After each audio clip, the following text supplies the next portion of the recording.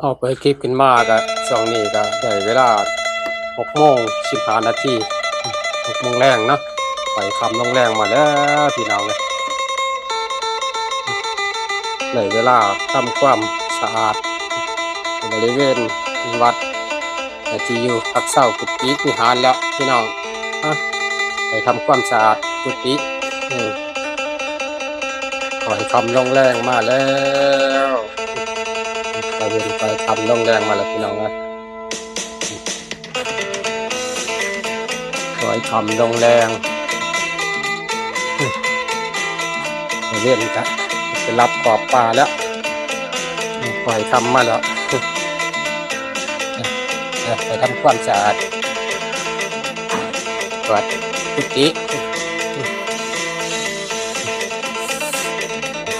เย็นจะรับขอบป่าแล้วพี่น้องเอ้ย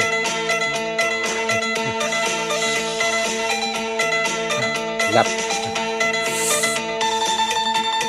วัดกุฏิทำความสะอาดเพราะว่าสังกะรีบ่ได้อยู่แล้วสารตีผู้ขับรถให้ไปบิณฑบาตเมื่อเช้าบ่ได้อยู่ไปเฮ็ดงานแล้วผู้สาวมาหับว่าไปเฮ็ดงานอยู่โคราชบ่ทำงานไปดูแลฟาร์มไก่เลี้ยงไก่ว่าซั่นว่า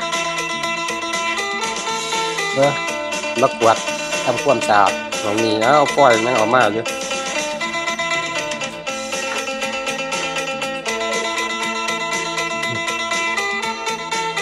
เดี๋ยวขออนุญาตตั้งกล้องกันเด้อพี่น้องนะได้ร้อยพี่น้องตั้งกล้องไว้เรียบร้อยบักแป๊บซี่ออกนี่มา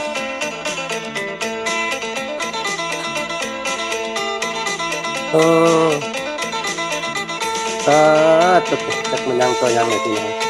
จีบเมืองเมาเด้อตายตาย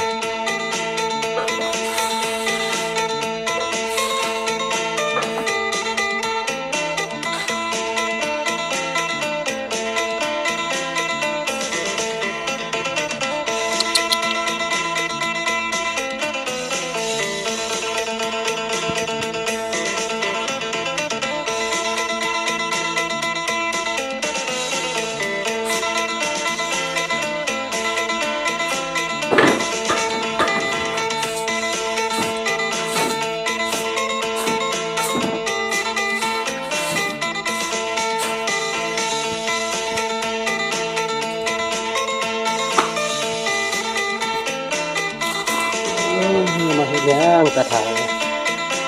อันตั้งสี่เลยผู้ขาที่คนไปกินเอาไว้จะที่มันเป็นประโยชน์ที่เที่ยนไปจะเที่ยน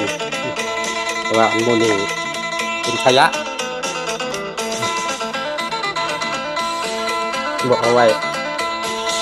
โอ้ยไม่ดอกไหลมากับมานอนเอาขี้ฝุ่นอยู่นี่ละโอ้ยเจ็บสี่เอ้ยไปตำกล่องพ่อแล้วนะยับใหญ่ก็ร้ายแทนกะลี่ดูมันกันบ่เจ็บยังกะลี่ก็ได้อยู่ซื่อๆตัดขวดทำความสะอาดต้องดูแลตลอดที่อยู่อาศัยสะอาดตลอดไม่ว่าเกิดโรคเกิดไข้แต่ป่านนั่งก็ยังโมเวียนเยอะโรคไข้เจ็บก็ได้อันนี้ตะปูหน่อยก็ให้มันอย่างปูเข็มปูยิ่งใหม่พอดีจะกวดออกใส่น้อเลยเนาะออกมานี้นะเดี๋ยวเอาเล็กตัวนี้ออกกันกวดออกมานี้แล้ว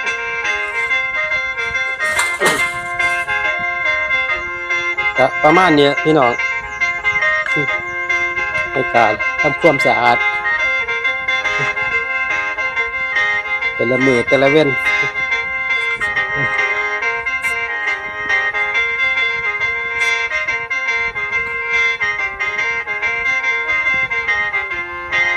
มาทันแล้วครับ